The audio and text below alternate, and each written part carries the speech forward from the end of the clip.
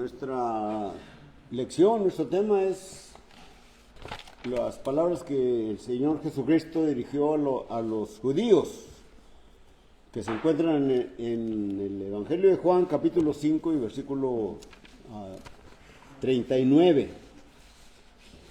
Y estas palabras son: escudriñad las Escrituras. Escudriñad. Originalmente, el escudriñad en el griego es un verbo que se encuentra, según los que saben, ¿verdad? Es mandatorio, ¿verdad? Y está en tiempo presente, pero que es constante. No termina ya se escudriña y ya no. Es algo que hay que hacer constantemente. Y es lo que el Señor Jesucristo les hablaba, les exhortaba, les mandaba a los judíos, porque no creían en Él. Y les dice: escudriñad las Escrituras, porque a vosotros os parece que en ellas tenéis la vida eterna, y ellas son las que dan testimonio de mí.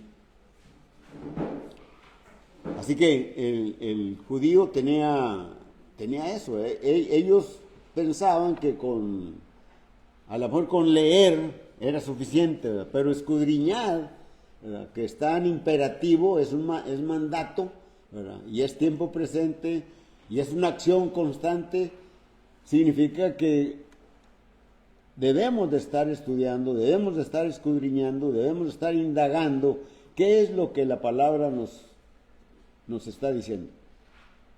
¿Qué es lo que la palabra nos está diciendo? El apóstol Pablo, más adelante, ya la iglesia establecida y en su segundo viaje misionero, escribe una carta a los romanos, a la iglesia en Roma, y allí en el capítulo 15 y versículo 4, Romanos 15, versículo 4, dice: porque las cosas que se escribieron antes para nuestra enseñanza se escribieron, a fin de que por la paciencia y la consolación de las Escrituras tengamos esperanza. Allí hay una lección tremenda del apóstol Pablo, ¿verdad?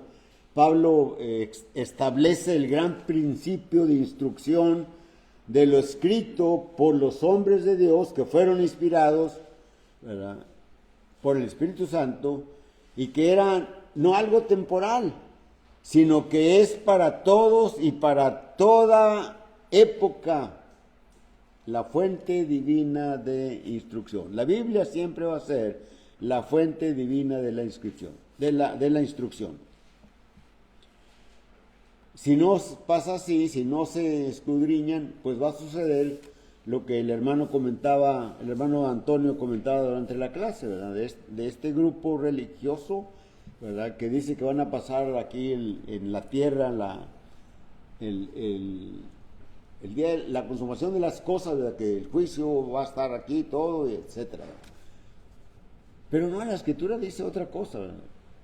Hay que escudriñar, ¿verdad? Y si se basa solamente en unos o pocos textos, ¿verdad?, pues olvidándose del contexto, pues van a sacar enseñanzas erróneas, doctrinas, van a traer doctrinas, ¿verdad?, que van a confundir al hombre y se va a perder. Y el Señor Jesucristo quiere que todos se salven. Dios quiere que todo el mundo sea salvo. Pero que Dios quiera que todo el mundo sea salvo, no va a ser salvo. El mundo, las personas tienen que tomar la decisión. Por eso el Señor Jesucristo dice: escudriñen las Escrituras, escudriñad las Escrituras. Y miremos que si no se escudriñan, pues van a salir errores. Vamos a considerar entonces en esta mañana lo que encontramos en la segunda carta o segundo libro de los Reyes, en el capítulo 5, del versículo 1 hasta el versículo 14, me parece, más o menos hasta el versículo 14. Sin leerlos todos, ¿verdad? Pero vamos a comentarlo. Allí se trata de un personaje, ¿verdad? Bueno, de dos principales. Uno de ellos es Naamán, un general sirio, ¿verdad? El cual había utilizado Jehová Dios, para darle renombre a Siria. Y estaba pudiente, Dios estaba utilizando eso porque con ese mismo pueblo que iba a ser grande, iban a castigar al pueblo de Israel. Pero había un pero en la vida de este Naamán, que era un hombre que tenía mucha influencia con el rey Ben-Hadad II, ¿verdad? De acuerdo con el capítulo 8 y versículo 1, me parece que es, del segundo libro de Reyes, ¿verdad? Habla ahí de Ben-Hadad. Lo tenía en gran estima, ¿verdad? Pero era leproso, dice la Escritura. Y en las incursiones que hacían los sirios, en una de las muchas incursiones que hacían en Israel y en otros lugares también, ¿verdad? Se llevaron cautiva o esclava, o la robaron a una jovencita, ¿verdad? Que fue a dar a la casa de la esposa de Naamán, ¿verdad? Y esta muchachita se dio cuenta, ¿verdad?, que estaba leproso, y la lepra en el pueblo de Israel excluía al hombre, al judío, al ciudadano del reino de Dios, lo excluía de todas las cosas que gozaba todo el pueblo. Es decir, no podía estar con la familia, no podía estar en la casa, no podía estar en ninguna ciudad, eran echados fuera. Y por supuesto no podían tampoco acercarse al tabernáculo y posteriormente al templo, porque eran excluidos precisamente por la lepra. Y la lepra pues señala en el Nuevo Testamento el pecado. Así como la lepra separaba al hombre de la familia y de Dios y de todas las cosas, así también el pecado separa al hombre de Dios. Lo aleja, no tiene el pecador, o el hombre que tiene pecado no tiene acceso, no tiene nada que ver con Dios mientras esté el pecado allí, en él. Y por eso Isaías 59, versículos 1 y 2, ¿verdad?, dice que no se ha acortado el brazo de Jehová para salvar, ni se ha agravado su oído para no oír. Dice, pero las iniquidades, ¿verdad?, han hecho división entre ustedes y Dios. El pecado ha hecho que Dios voltee su rostro para no estar oyendo las peticiones de los ciudadanos de Israel. El pecado separa, ¿verdad? Entonces así, esta jovencita, cuando se da cuenta, ¿verdad?, y le dice a la señora, ¿verdad?, si mi señor fuera a Israel, el profeta le sanaría de su lepra. La mujer oye eso, ¿verdad?, y se lo comenta al esposo, ¿verdad?, y el esposo va y se lo dice al rey, porque tenía buena amistad con él, y el rey toma una decisión y manda una carta y diciendo, con esta carta se la manda al rey que era Joram de Israel, le dice, con esta carta te mando que sanes a Naamán, mi general. Y pues, ¿cómo? ¿Soy acaso Dios?, decía el rey. ¿Cómo puedo yo? Él lo que busca es un pretexto para iniciar una guerra. Y rasga sus vestiduras y esto llega a oídos de Eliseo, el profeta, y va y le dice o manda a decirle al rey, cuando venga Naamán, mándalo a la casa, a mi casa. Y así sucedió, ¿verdad? El Naamán iba con una comitiva grande, con muchos regalos para el que lo iba a curar, para el que lo iba a sanar de la lepra. Era una riqueza lo que llevaba, no estoy muy seguro, parece que 40 camellos cargados con muchas riquezas, con muchas cosas, ¿verdad? Y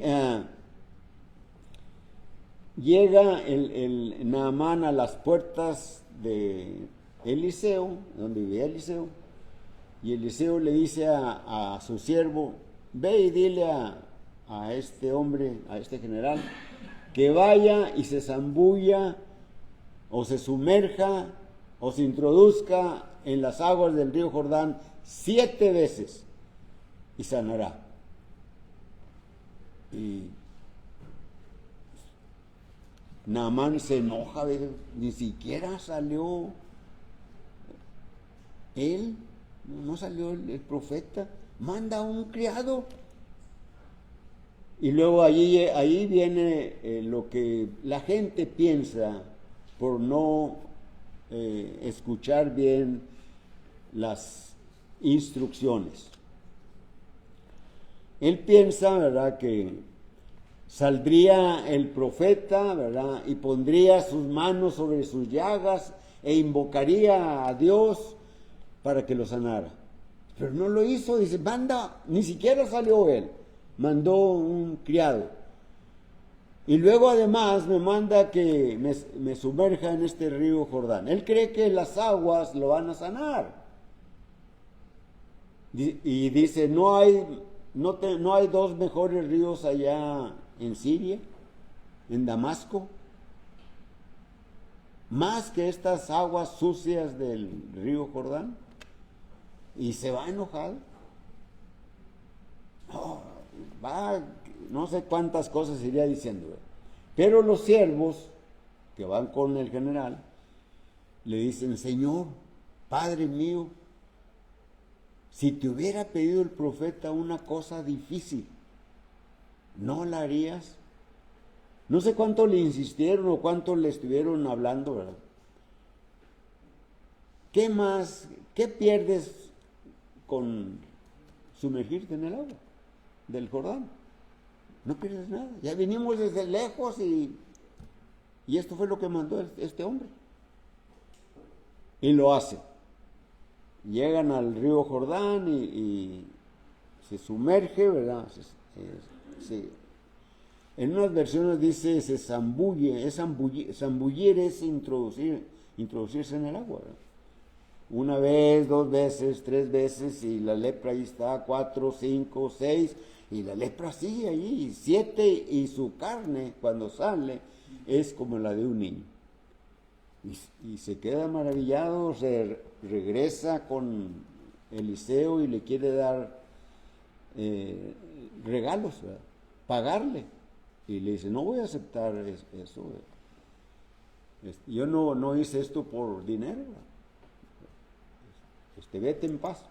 Y él le pide allí unas 2 cargas de asno que llevaban de la tierra de ahí de Israel. Dice, porque para hacer allá un lugar donde pueda yo adorar a tu Dios. Y que me perdone este Dios tuyo si yo tengo que entrar soportando el brazo de mi señor el rey cuando él vaya a ofrecer sus cosas allí con el dios Rimón. Vete en paz. Bueno, ¿qué es lo que miramos allí? Pues miramos que en primer lugar las aguas no son las que iban a limpiar de la lepra a Naamán. No es el agua, sino que lo que iba a sanar a Naamán era la obediencia. La obediencia. ¿Qué es lo que sucede hoy en muchos religiosos que se encuentran enseñando equivocadamente muchas cosas, ¿verdad? Que sacan nuevas doctrinas y nuevos planes de salvación y el bautismo no se necesita y cuánta cosa, y todo, y cada quien tiene su enseñanza. Ah, el sacerdote católico o el cura católico, ¿verdad? Cuando va un feligrés con él, ¿verdad? Y se confiesa, ¿verdad? Le impone allí algunas cosas que están dentro de esa liturgia romana, ¿verdad? Y perdona los pecados. Tus pecados son perdonados porque, según en esta religión, los curas pueden perdonar pecados. Pero ¿qué dice la Escritura, verdad? ¿Qué dice ahí la Escritura en el Evangelio de Mateo y en el de Marcos y en el de Lucas? En el de Marcos, en el capítulo 2, versículos del 1 al 12, ¿verdad? La misma narración, ¿verdad? Llevan a un tullido, a un paralítico, ¿verdad? De toda la vida y lo introducen el Señor está en una casa y hay mucha gente oyendo las enseñanzas, las palabras de Jesucristo y no pueden acercar al enfermo y se suben al techo y abren un pedazo allí y luego entre 4 lo bajan. ¿Verdad? Lo bajan y lo ponen allí en un lado de Jesucristo. Y el Señor al ver la fe de aquellos 4 hombres, ¿verdad? Le dice al paralítico, tus pecados te son perdonados. Y que empiezan allí los fariseos, ¿verdad? A lucubrar en su mente, ¿verdad? O a maquinar, dice la Escritura, ¿verdad? ¿Por qué maquináis? Dice el Señor a él.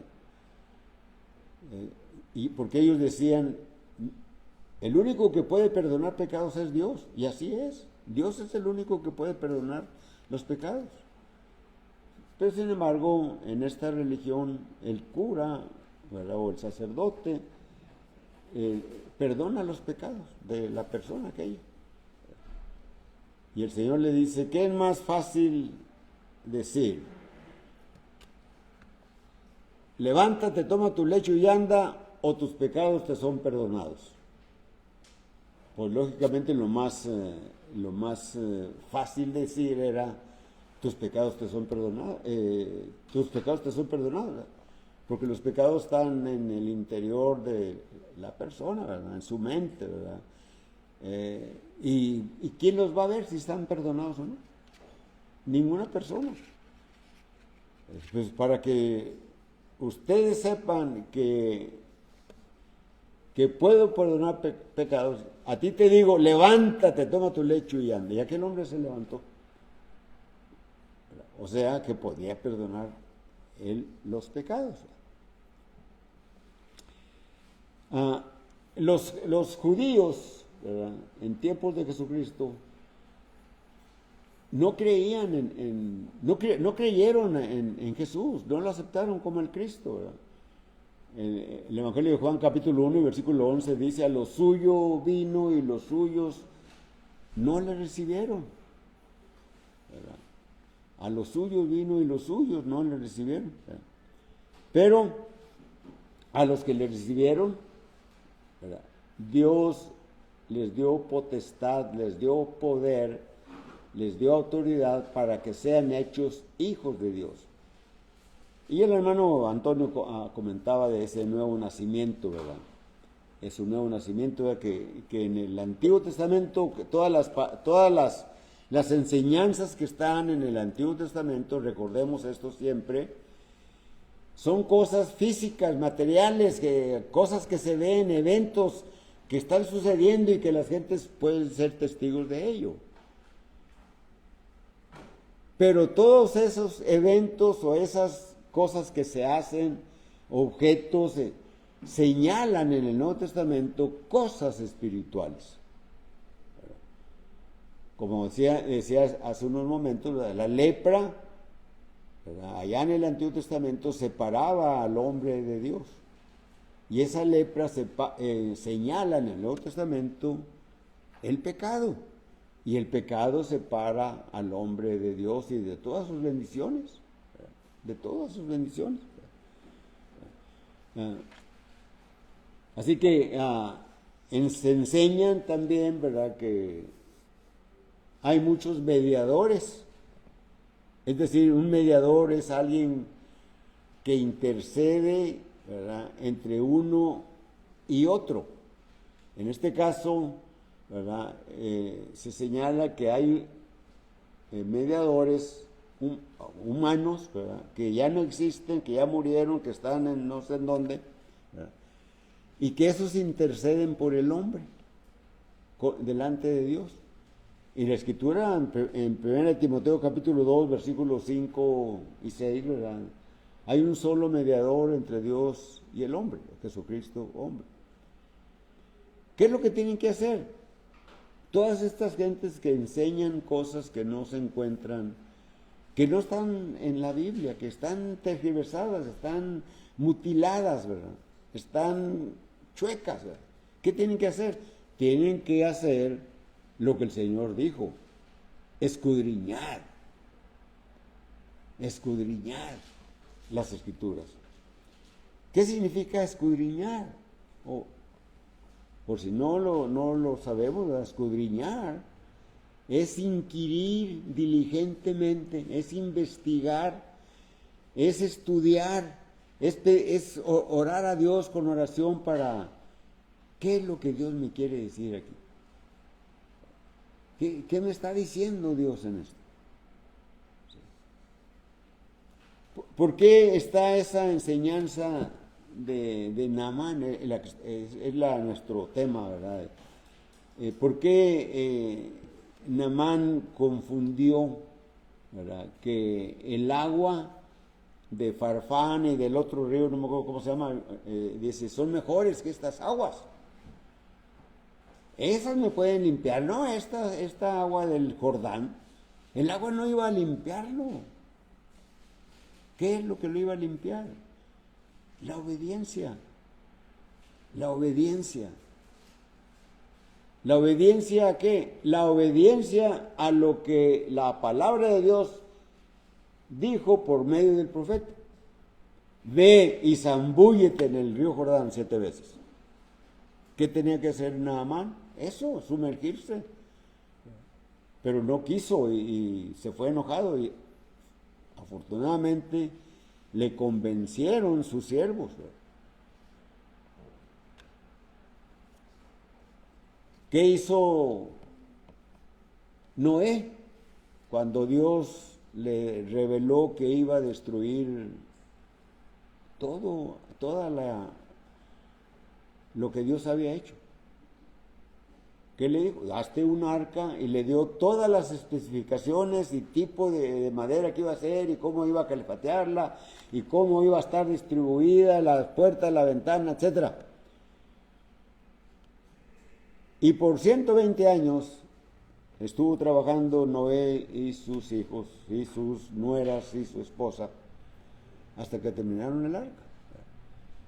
Y dice Génesis capítulo 6, versículo 22, y Noé hizo conforme a todas las cosas que le mandó Jehová.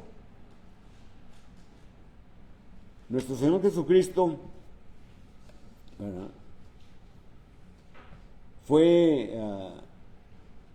crucificado después de un poquito más de 3 años quizás de ministerio, y donde enseñó, les interpretó a los apóstoles, les dio la verdadera interpretación de la ley, ¿verdad? Pero fue odiado y fue aprendido, juzgado, condenado y crucificado. Cuando él fue crucificado, estaban con él 2 ladrones, uno a su izquierda y otro a su derecha. Y los que estaban viendo, los curiosos, ¿verdad? Que siempre están ahí a ver qué está pasando, a ver cómo se muere, o hay un choque, a ver cómo sale el herido, ¿verdad?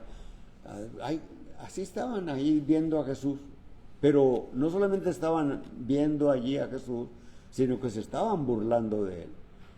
Si tú eres hijo de Dios, bájate, y creeremos en ti. Y los ladrones también, pero uno de ellos recapacitó y le dijo: oye, tú sabes bien que tú y yo merecemos este castigo, pero él es un hombre de Dios. Probablemente lo había oído de él, a lo mejor escuchó a algún anciano, no sabemos. Pero le dice a Jesús: Señor, acuérdate de mí cuando vengas en tu reino. Y el Señor le dice: de cierto te digo que hoy estarás conmigo en el paraíso. Y entonces, hoy en nuestros tiempos, ¿verdad? Porque se predica que para ser salvo hay que bautizarse, porque dice el ladrón no se bautizó. No se bautizó y Dios le concedió el paraíso, ¿verdad? Pero si no escudriñamos las Escrituras, no sabemos por qué Jesús actuó así, ¿verdad? Bueno, Jesús ahí todavía no muere cuando le dice al hombre aquel, ¿verdad? Después va unos minutos, una hora o no sé cuánto tiempo después, va a morir y lo van a bajar y lo van a sepultar, y al tercer día va a resucitar. Y luego va a andar apareciéndose a los apóstoles durante 40 días, ¿verdad? Y en esos 40 días, él, no sabemos en cuál de esos 40 días, ¿verdad?, les manda a los apóstoles, Marcos capítulo 16, versículo 15 y 16, vayan y prediquen el Evangelio, y el que creyere y fuere bautizado será salvo, el que no creyere será condenado. Entonces, ¿cuándo fue ese mandamiento de Jesús de bautizar? Mucho tiempo después de que el Señor murió. Así que el Señor podía hacer, y hay una enseñanza en Mateo capítulo 20, hay una enseñanza. Dice: el reino de los cielos, del versículo 1 en delante, el reino de los cielos es semejante a un hombre que salió a contratar por la mañana obreros para su viña, y vio un grupo y les dijo: vayan a trabajar a mi viña y les voy a pagar un denario. A la hora tercera salió y vio a otros y les: vayan a trabajar a mi viña y les daré lo que sea justo. A la hora sexta, a la hora novena, a la hora 11ª también, ¿verdad? Les dijo, contrató a otros, vayan a trabajar a mi viña. Incluso, bueno, también a los que en la hora 11ª, o sea, nada más una hora trabajaron. Y el Señor les dice: les daré lo que sea justo. Y aquellos que le habían dicho al Señor: pues estamos aquí sin trabajar porque nadie nos ha contratado. Bueno, vayan a trabajar. Yo les voy a pagar lo que sea justo. Y cuando vino el cierre del día, el amo le dijo al mayordomo: págales y empieza por los postreros. Y págales a los postreros un denario. Una hora, un denario. Y los que trabajaron las 12 horas, no, pues nos van a pagar, pues no 12 denarios, ¿verdad?, pero a lo mejor 6, bueno, 3. Y no, recibieron un denario y se quejaron con el maestro, con el mayordomo. ¿Por qué ellos nada más una hora y les das un denario? Nosotros estuvimos todo el día en el calor y nos das un denario. No quedamos en eso, no hicimos ese trato.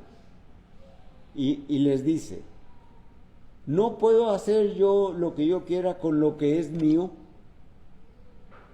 No puedo hacer lo que yo quiera con lo que es mío. El reino de los cielos es semejante a eso, a los que van a trabajar a la viña. Dice: o se enojan ustedes porque yo soy bueno. Entonces, ¿quién es el dueño de todo? Dios. Dios es el creador de todas las cosas. Dios es el creador de todas las cosas. Él es el dueño. Dice en el Evangelio de Juan capítulo 1, versículo 11, a lo suyo vino. ¿Qué es lo suyo? Está hablando de Cristo. Lo suyo es su creación. Y parte de la creación es también el hombre. Entonces, el Señor puede hacer lo que Él quiere porque es de Él. Así que por eso le dijo al ladrón aquel, Señor, acuérdate de mí cuando vengas en tu reino. De cierto te digo que hoy estarás conmigo en el paraíso. ¿Por qué? Porque Él lo quiso hacer. No, que Él no se bautizó. Todavía no estaba el bautismo de Jesús. Todavía no había sido mandado el bautismo de Jesús. ¿Qué es lo que tienen que hacer las personas? Obedecer. Aceptar y obedecer. Y se bautizó. Cuando aquellos como 3,000 oyeron la predicación de Pedro y antes habían oído las maravillas que hablaban los apóstoles, ¿verdad? Cuando terminó Pedro la predicación, preguntaron, ¿qué vamos a hacer? Nos damos cuenta, creemos eso, ¿qué vamos a hacer? Y Pedro y los apóstoles les dijeron, arrepiéntanse y bautícense para perdón de los pecados y para que reciban el don del Espíritu Santo. Nueva criatura. Recuerden, allá en Génesis capítulo 2, Dios formó al hombre del polvo de la tierra y sopló en él aliento de vida y fue un alma viviente. Pero ese hombre cayó de la gracia de Dios, cayó en el pecado y tenía ese hombre, a partir de allí, tenían que renacer. Y ese renacimiento está en el Nuevo Testamento y el apóstol Pedro, la cita que dijo el hermano también Toño, ¿verdad?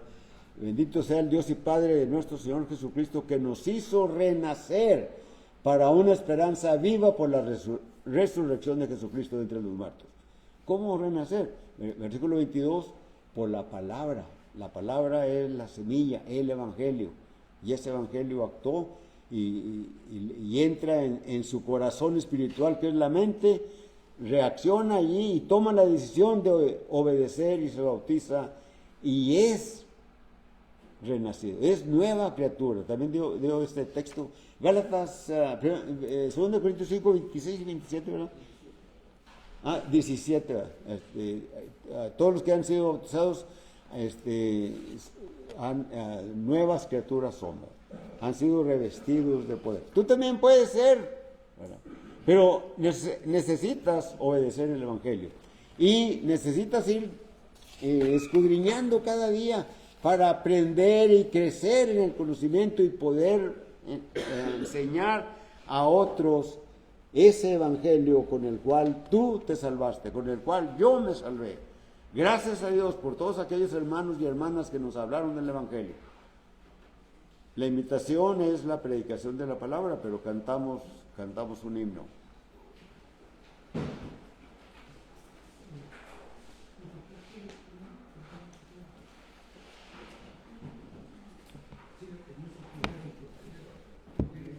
Me gusta la frase del hermano Wally cuando dice, el mensaje es de ustedes. El mensaje ha sido predicado y cada quien sabe la respuesta que va a dar.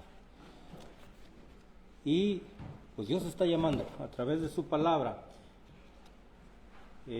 Cada quien sabe si le va a aceptar o le va a rechazar. Número 36. Número 36.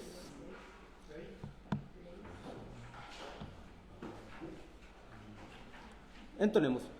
Pecador, ven al dulce Jesús, y feliz para siempre será, si en verdad le quisieres tener, al divino Señor hallarás.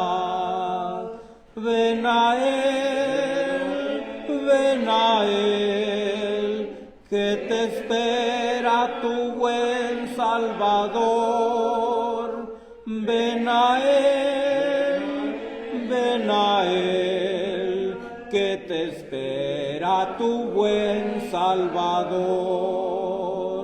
Si cual hijo que necio pecó, vas buscando a sus pies compasión, tierno Padre en Jesús hallarás, y tendrás en sus brazos perdón.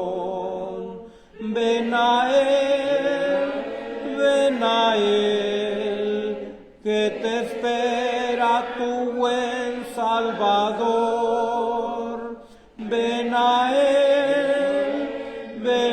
Él, que te espera tu buen Salvador. Ovejuela que huyó del redil, he aquí tu benigno Señor, y en los hombros llevada serás de tan dulce y amante pastor. Ven a Él, que te espera tu buen Salvador. Ven a Él, que te espera tu buen Salvador.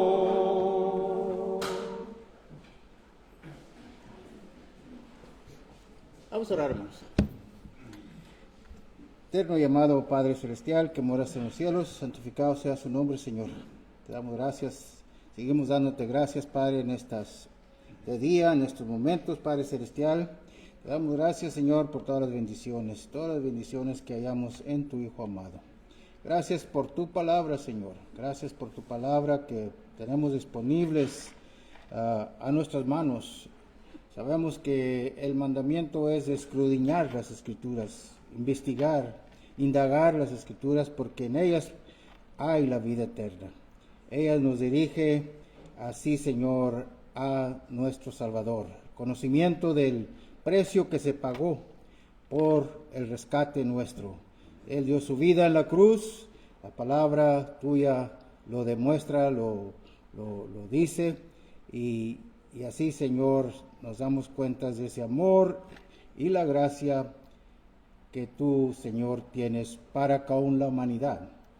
Pero sabemos que como Naamán rehusaba obedecer el mandamiento que se le había dado, así, Señor, todos aquellos que no obedecen el mandamiento que tú has dado, Padre Celestial, todavía, Señor, todavía falta obediencia. Ayúdanos, Señor, siempre a estar pronto, Señor, para leer tu palabra, escudriñar tus Escrituras y así, Señor, ser mejores siervos tuyos. Gracias por tu amor y tu misericordia. Siempre te damos gracias por tu Hijo amado. Ahora, Señor, sigue con nosotros en este día, Señor, la comunión que vamos a disfrutar. Y así, Señor, que tú bendigas tu iglesia en todas partes del mundo. Gracias por este mensaje, que lo llevemos en nuestro corazón, Padre Celestial, y así lo apliquemos a nuestra vida espiritual. Todo te lo pidamos en el nombre de Cristo. Amén. Amén.